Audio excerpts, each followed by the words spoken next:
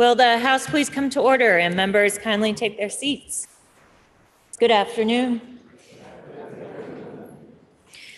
The devotional today will be led by Rick Beach of Townsend, who is the 2020 through 2023 Vermont Cartoonist Laureate.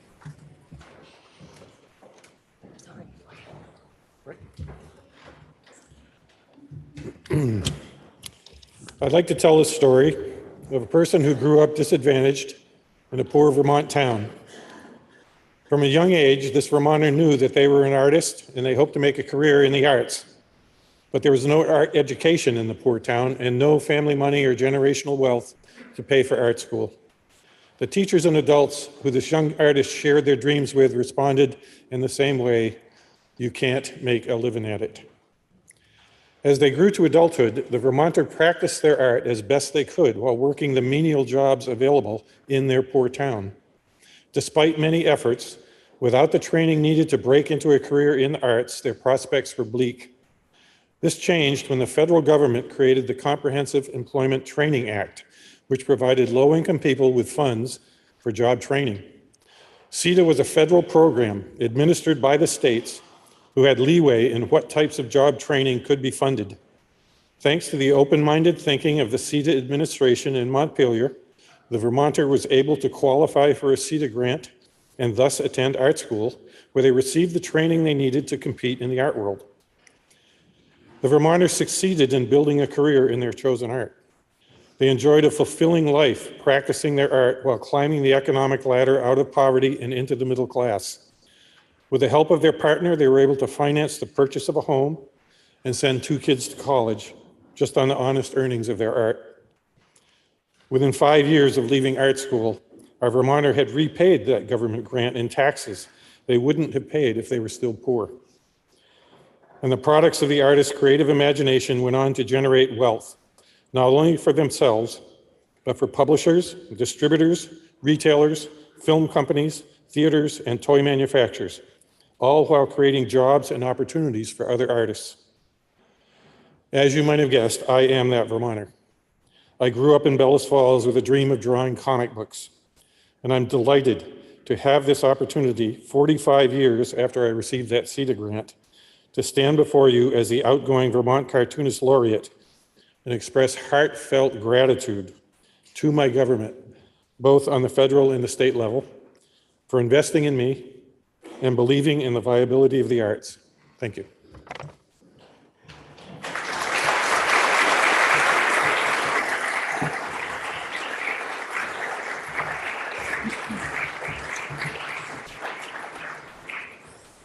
Members, we have one House bill for introduction today. House Bill 515 is an act relating to modernizing the Department of Corrections, introduced by Representative Roberts of Halifax and others. Please listen to the first reading of the bill. H 515, an act relating to modernizing the Department of Corrections.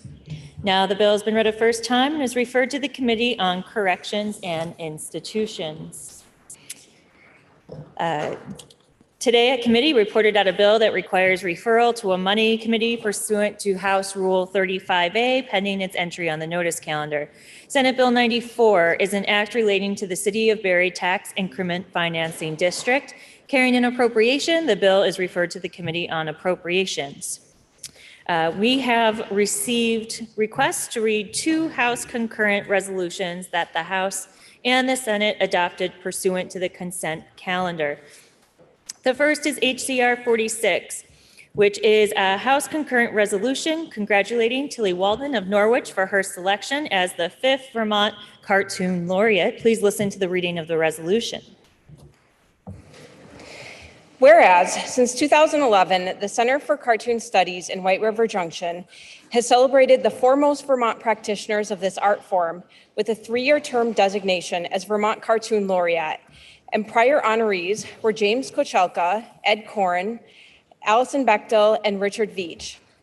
And whereas the 5th and newest recipient of this prestigious title is Tilly Walden of Norwich, a 2016 graduate of the Center for Cartoon Studies and now one of its faculty members.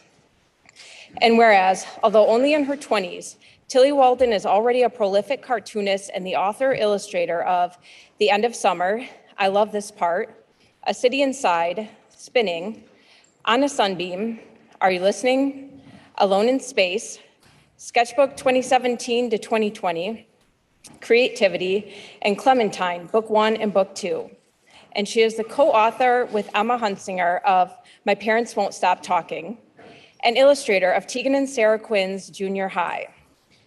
And whereas among her numerous prizes are 2 Eisner Awards, Best Reality Book in 2018 and Best Graphic Album, New Material in 2020, and 2 Ignatz Awards, Outstanding Artist and Promising New Talent, both in 2016, a Broken Frontier Award in 2016, and a Los Angeles Times Book Award in 2018.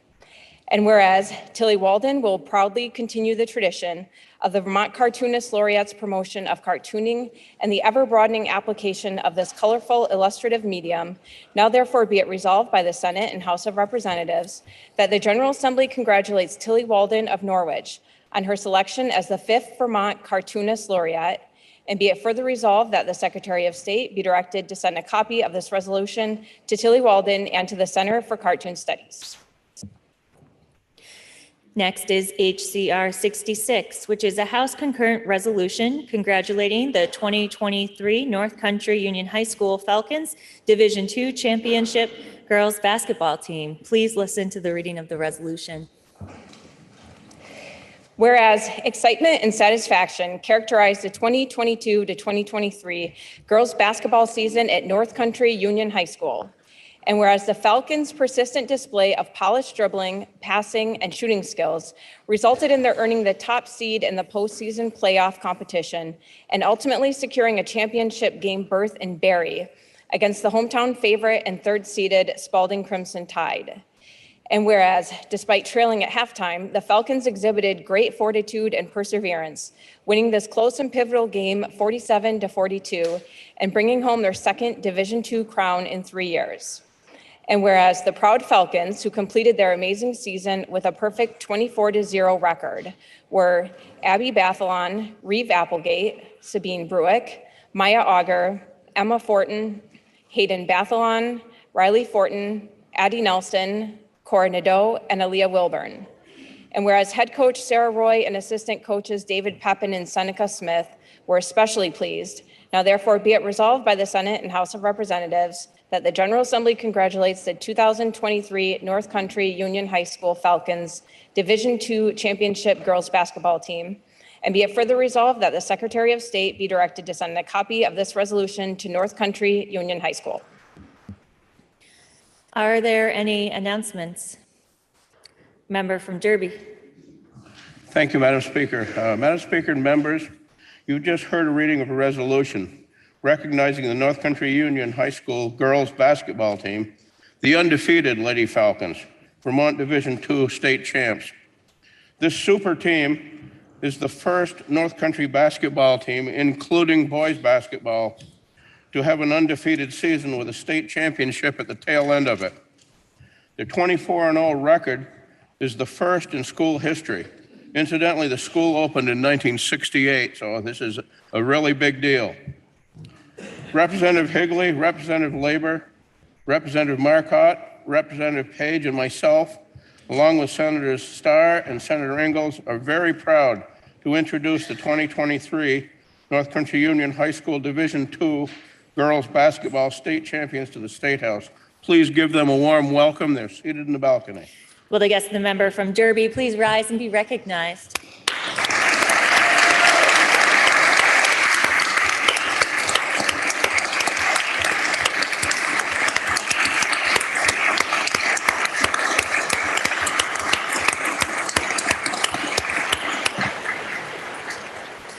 Member from Thetford. Thank you, Madam Speaker. Madam Speaker, our devotional remarks this morning were delivered by, or it's afternoon now. Rick Veach, who's seated to your left. Rick is the former cartoon laureate of Vermont, and I looked him up online. He's actually far more prolific than I understood before meeting him today. He's among the most prolific comics, specializing in comics for learning and literacy. And among his works that some of the younger members here may be familiar with, having to do with Teenage Mutant Hero Turtles. So he's sitting on your left, Madam Speaker, and I wondered if we might welcome him today. Will the guest member from Thetford please rise and be recognized?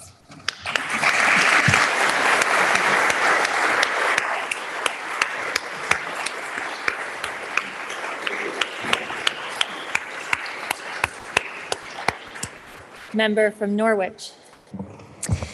Madam Speaker, today please join me in welcoming our new cartoonist laureate, Tilly Walden of my hometown of Norwich, and her wife, Emma Hunziger.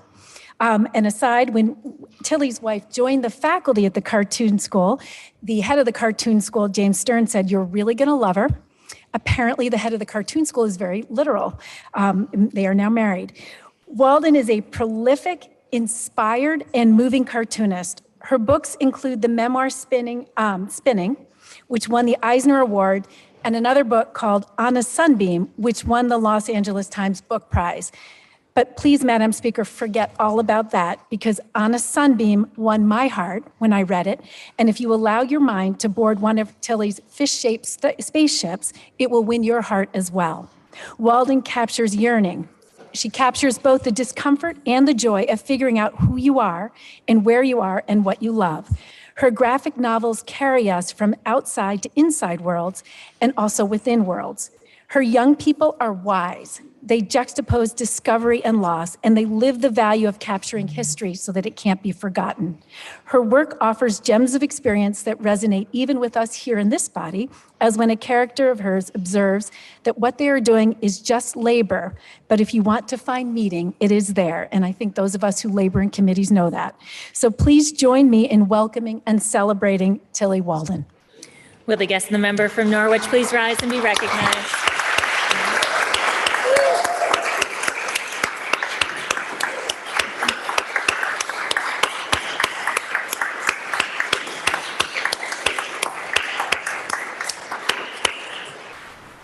Member from Derby. Thank you, Madam Speaker. I would like to introduce to the General Assembly the North Country Union High School principal, Chris Young. He's in the balcony. Chris was just named the Vermont High School Principal of the Year by the Vermont Principals Association, and it seems only fitting that he be recognized along with our state champs. Chris comes by it naturally. His mom, Jackie, and his dad, Ken, taught at North Country High School for years and years and years. His grandparents, Dale and Lorraine Conley of Derby, taught at Derby Academy and at North Country. I believe Lorraine taught at North Country for a spell. But please welcome the High School Principal of the Year, Chris Young. He's seated with his team. Thank you. The guest member from Derby, please rise and be recognized.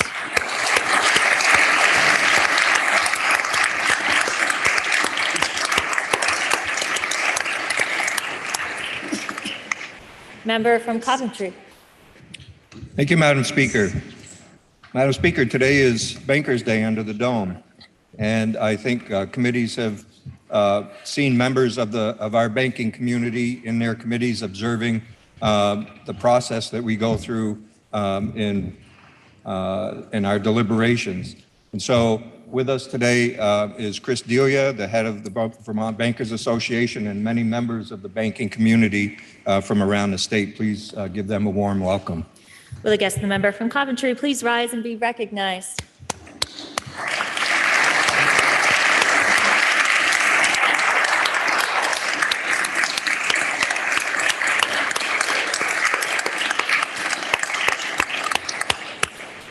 Member from Essex. Madam Speaker, it is Thursday, and the Social Equity Caucus will be meeting today at 4:30 in person in room 41 and on Zoom.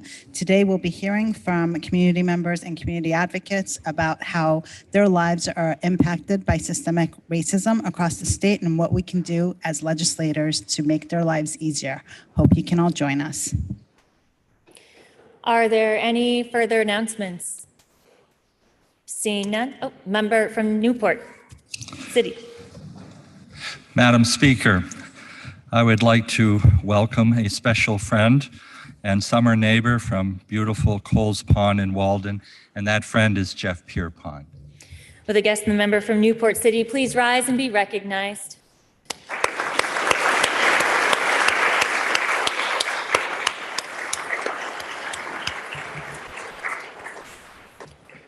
Are there any further announcements? Seeing none. Orders of the day. Members, we have one bill on our action calendar today. Senate Bill 3 is an act relating to prohibiting paramilitary training camps. This bill is referred to the Committee on Judiciary, which recommends that the House propose to the Senate to amend the bill as printed in today's calendar. The member from Williston, Representative Arsenault, will speak for the committee. Please listen to the second reading of the bill. S3, an act relating to prohibiting paramilitary training camps. Member from Williston.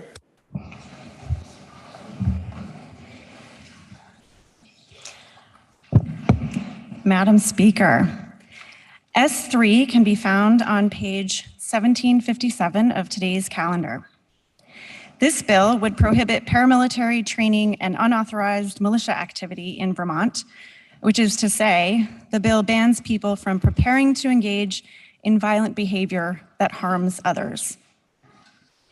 S3 has two main pieces, and the first thing to know is that this bill writes into statute that which is already true based on both the Vermont Constitution and the US Constitution.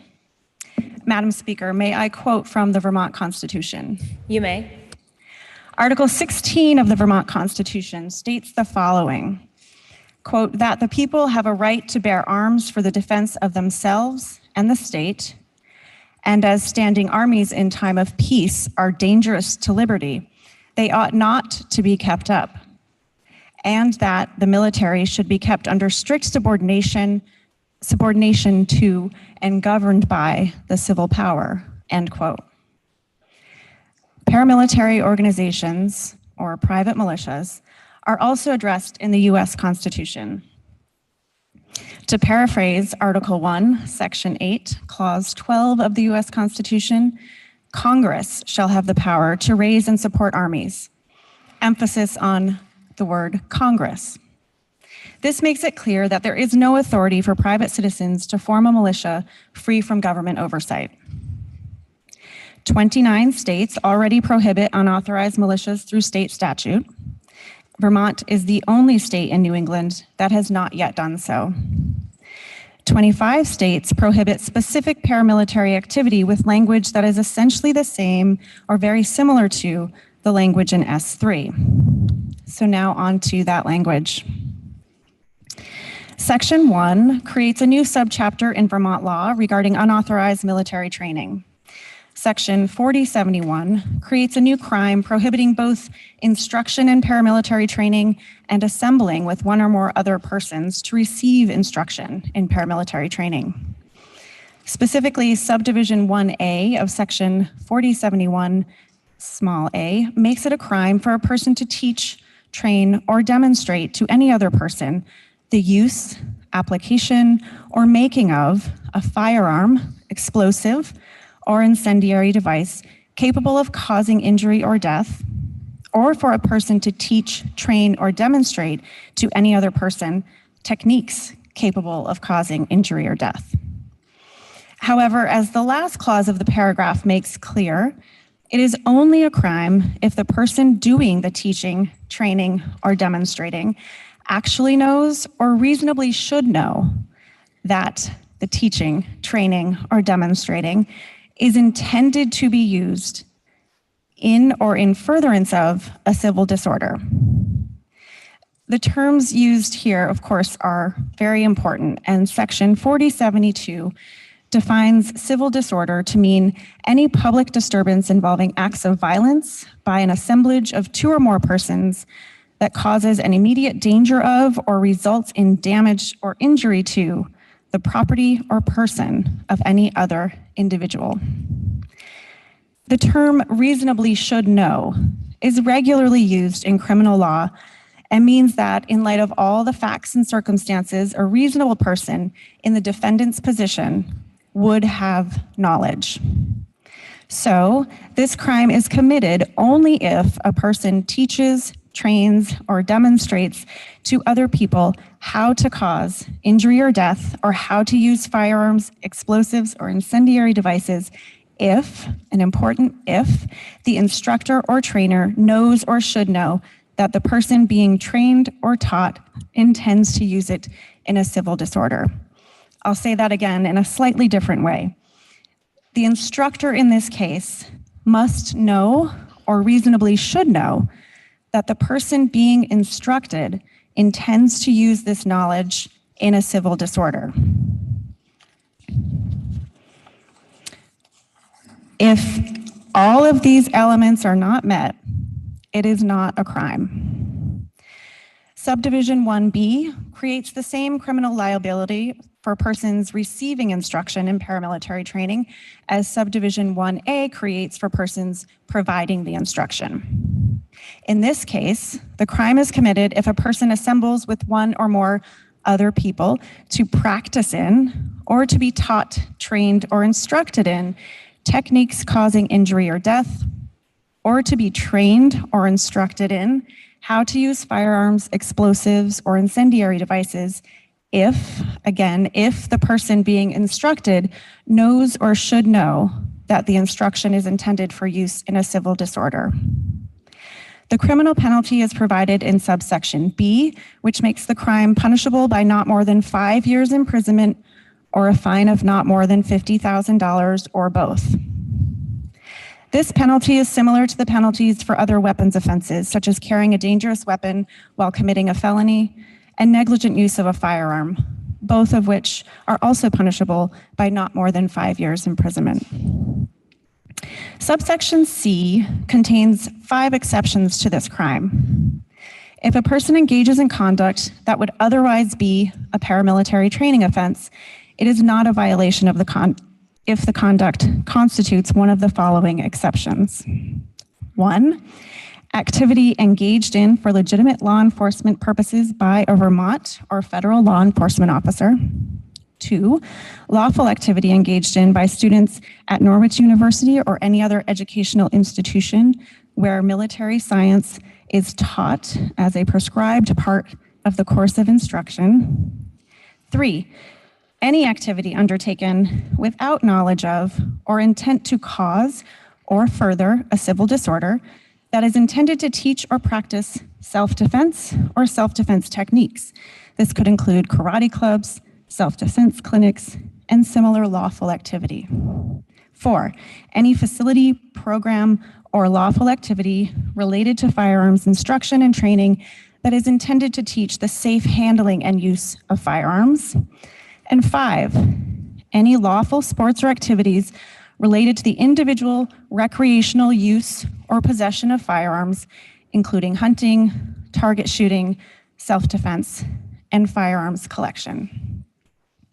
If one of these exceptions applies to a person who gives or receives instruction in the military activities described in this bill, then the person cannot be charged with the crime.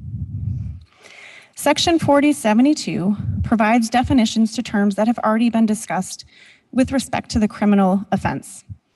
The term civil disorder was explained earlier. The definitions of explosive and firearm are identical to those used elsewhere in Vermont law, and the definition of incendiary device comes from the Minnesota Paramilitary Training Statute. Section 4073 authorizes the Attorney General or State's Attorney to bring a civil enforcement action in court if there is reason to believe a violation of the new paramilitary training law is occurring or is about to occur. This provision is based on Vermont's consumer protection law, which similarly authorizes the Attorney General to bring a civil enforcement action if there is reason to believe a violation of the consumer fraud statute is occurring or is about to occur. If a civil enforcement action is brought, Section 4073 authorizes courts to issue temporary or permanent injunctions ordering the unlawful paramilitary training be stopped. I'd like to revisit the issue of constitutionality one more time. It is well established that state governments may regulate private military organizations and paramilitary training. The United States Supreme Court has made clear for more than a century that private military organizations are outside the protections of the Second Amendment. In the 1886 case of Presser v. Illinois, the court found that a state law prohibiting persons from associating themselves together as a military company or organization did not infringe the right of the people to keep and bear arms. The Supreme Court affirmed this decision in the 2008 case of District of Columbia v. Heller, where the court expressly said that the Second Amendment does not prevent the prohibition of private military organizations. With respect to the freedom of speech, which is implicated here because the law prohibits teaching paramilitary training, and teaching being a form of free speech, it is again very clear in both the United States and Vermont constitutions that the state has a compelling interest in regulating militias. Article 1, Section 8 of the U.S. Constitution describes the many ways that the federal government has the power to control militias. Section 59 of the Vermont Constitution specifically grants power to regulate militias to the legislature and the governor. And as referenced earlier, Section 16 of the Vermont Constitution states that the military shall be kept under strict subordination to and governed by the civil power. These express grants of regulatory authority over militias to the government make clear that a statute such as the one in S3 prohibiting paramilitary training does not violate the freedom of speech or the right to bear arms under either the U.S. or Vermont constitutions. Finally, Section 2 provides that the bill takes effect on passage. Madam Speaker, the U.S. Department of Homeland Security, in its 2023 Threat Assessment Report, has again identified racially or ethnically motivated violent extremists as a top threat to U.S. national security. Madam Speaker, may I quote from the Department of Homeland Security's report? You may. Quote, racially or ethnically motivated violent extremists continue to pose the most lethal threat to U.S. persons and interests, and a significant threat to a number of U.S. allies and partners through attacks and propaganda that espouses violence, end quote. Vermont is not immune to these threats. And with the U.S. Government Accountability Office reporting that this type of domestic terrorism is on the rise, the time to act is now. Your Judiciary Committee heard testimony from a litigation attorney with Giffords Law Center to Prevent Gun Violence, legislative counsel from the Office of Legislative Counsel, a concerned citizen from Burlington, legislative and assistant appellate attorney from the Vermont Department of State's Attorneys and Sheriffs, the executive director for the Institute for Constitutional Advocacy, supervising attorney with the Appellate Division, Office of the Defender General. S3 passed out of committee on a vote of 8-3-0, and we respectfully request your support. The question is, shall the House propose to the Senate to amend the bill as recommended by the Committee on Judiciary? Are you ready for the question? Member from Lowell. Thank you, Madam Speaker. May I inquire the presenter of the bill, please?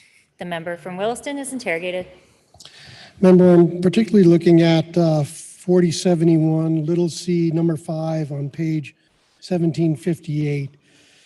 Number 5, in particular, the wording, talking about any lawful sports or activities related to the individual recreational use, and should it not be of possession, or possession of firearms rather than of possession of firearms? I don't know as though that makes much sense to me. Madam Speaker, that is correct, and the clerk's office has been alerted, and that correction will be made in the next version of the bill. It's really a Scrivener's error. Thank you, Madam Speaker. I guess on that same section, when it talks about an individual's recreational use regarding hunting, this in no way infringes or hurts the rights of individuals to hunt through a hunting camp or multiple members hunting together for whatever game might be legally required to hunt? I apologize, Madam Speaker. I'm having a really hard time hearing the question. If the question could be repeated. Sure. Madam Speaker, when it talks about an individual's recreational use, and then it goes on to talk about target shooting, hunting, self-defense, so on.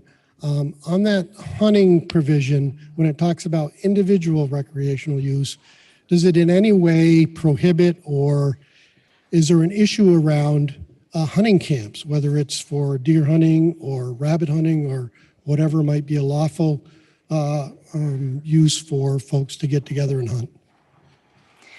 Madam Speaker, this prohibition would have no effect on an individual's ability to hunt.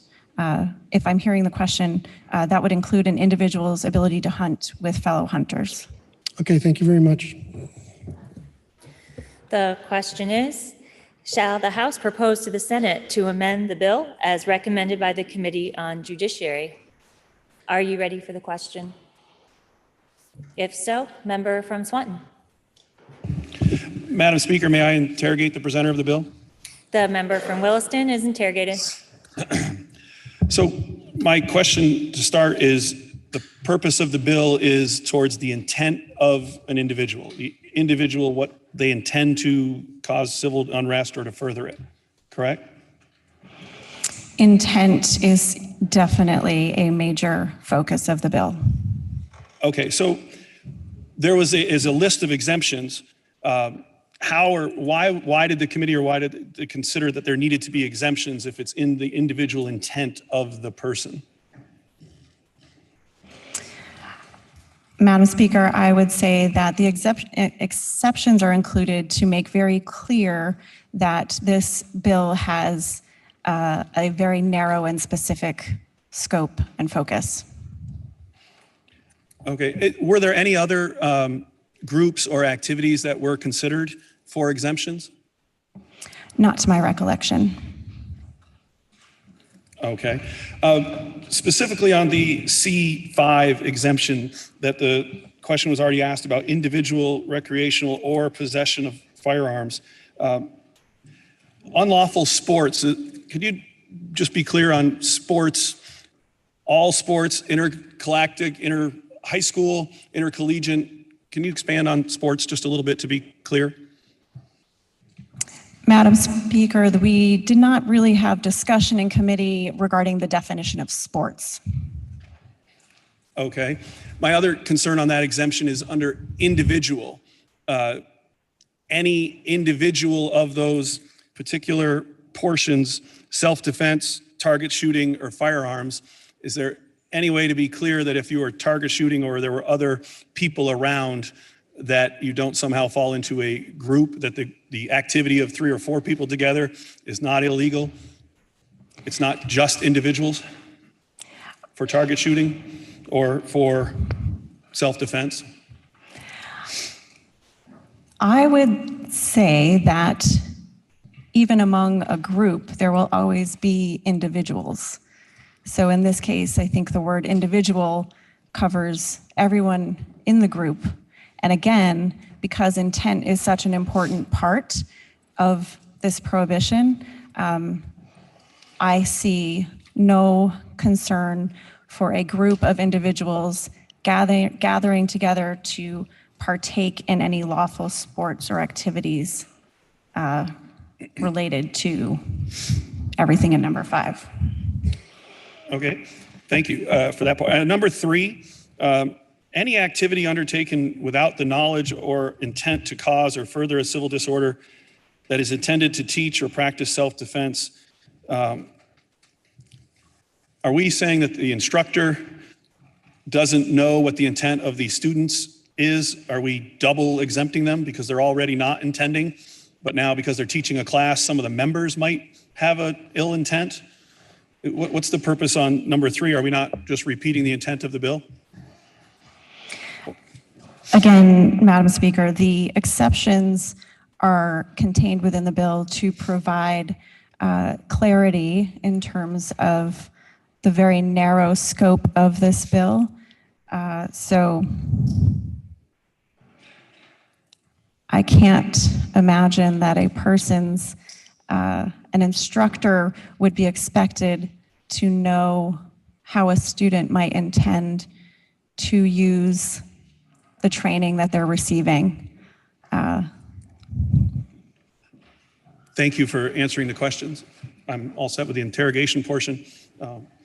Madam Speaker, what concerns me is I fully support the very narrow intention of the bill. What concerns me is the wide opening of it through exemptions. And once you have a list of people that aren't excluded or not excluded, and people that are in or not in, I'm concerned about an intent of an individual that is partaking in one of the excluded activities may have still the interest in overthrowing or promoting civil unrest. My concern's not with the intent of the bill. My concern is with the list of exemptions. If somebody has ill intent or is promoting something but is engaged in one of those activities, I'm not a lawyer, but I'm very concerned that a very specific bill that I'm fully in favor of is gotten incredibly widened by including a list of exemptions that are going to be argued about by all kinds of people. That's my bigger concern. Thank you. The question is, shall the House propose to the Senate to amend the bill as recommended by the Committee on Judiciary? Member from Rutland City. Thank you, Madam Speaker. Madam Speaker, there's a lot of bills that we pass here that are in anticipation of problems we might have. There are things that may happen somewhere else in the country that we would like to avoid problems in Vermont. But this is a problem that has come home to our state. This is a problem that we know exists here. And what if we do nothing? If we do nothing, we are leaving the solution to this problem solely at the local level. That is just unconscionable. This legislature, state government exists to tackle the problems that local municipalities cannot handle. A lot of this could come down to issues of property management, of zoning, of proper use of land. It would be irresponsible on our part, knowing this problem has existed, and it could very well exist again, to send a local zoning administrator out to a camp where there are armed people with ill thoughts of the government. It is our duty to try and make things in Vermont safe. It is our duty to make certain that every Vermonter is as comfortable in their home as they can be. We know that there are problems. This is a solution. It is narrowly tailored. It is going to address the problem as it arises while not hampering in any way the ability of Vermonters to hunt, to target practice, to do all the things that Vermonters have traditionally enjoyed.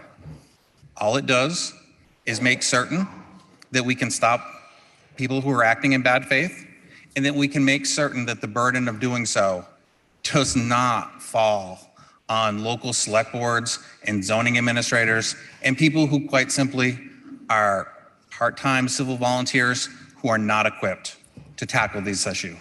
Thank you. Member from Newport City. Madam Speaker, I wish to interrogate the presenter of the bill. The member from Williston is interrogated. Madam Speaker, I'm looking back at my days at Norwich University when I was a cadet. And as I recall, the members of the faculty were members of the Vermont militia. It was basically ceremonial positions, but it goes back to the history of Norwich when many of the faculty would lead the students in various conflicts. My question to the presenter of the bill is, would this military militia, this Vermont militia that the members of the faculty are members of, would that be a lawful organization to be part of? Madam Speaker, the answer is yes. Thank you very much, Madam Speaker. The question is, shall the House propose to the Senate to amend the bill as recommended by the Committee on Judiciary? Are you ready for the question? If so, All those in favor, please say aye. All those opposed, please say nay. The ayes appear to have it. The ayes do have it, and you have proposed to the Senate to amend the bill. Now the question is, shall the bill be read a third time? Are you ready for that question? If so, all those in favor, please say aye. All those opposed, please say nay. The ayes appear to have it. The ayes do have it, and third reading is ordered. Members, that completes the orders of the day. Are there any announcements? Member from Waterbury. Thank you, Madam Speaker. I'd just like to invite you and anyone in the body who is in the neighborhood this weekend. Waterbury LEAP is having their annual energy fair at Crossett Brook Middle School in Duxbury. There will be over 75 vendors of what we used to call alternative energy sources. There will be workshops on some of the issues that we've been dealing with today. It's been a very successful program since 2007. We'll be there. I'll be there at some point in the afternoon for what it's worth. But it's a really great event. And if you want to check out anything from electric cars to any of the alternative sources that you can connect to your home, this is a great time to do it. It's between 9 and 3 on Saturday, April 15th. That's at Crossett Brook Middle School, which is on Route 100 in Duxbury. Thank you. Are there any further announcements? Member from Guilford. Madam Speaker, we have a really good show lined up for you all. Just a few details. If you're performing and you haven't been in touch with me or Representative Small about any props or sound needs, please do that now. The doors will open at 6:30 and we'll start it at 7 p.m. And keep in mind, this is a really fun event, but we're also doing this for the benefit of the Vermont Food Bank. So really appreciate everyone's joining into the fun, but also contributing to this good cause. Are there any further announcements? Seeing none. Member from Poultney, can you please offer us a motion to adjourn until Friday, April 14th, 2023 at 9:30 a.m.? Madam Speaker, I make a motion this body stand in adjournment until Friday, April 14th, 2023 at 9:30 a.m. You have heard the motion. Are you ready for the question? If so, all those in favor, please say aye. All those opposed, please say nay. The ayes appear to have it. The ayes do have it, and this body stands in adjournment until tomorrow at 9:30 a.m.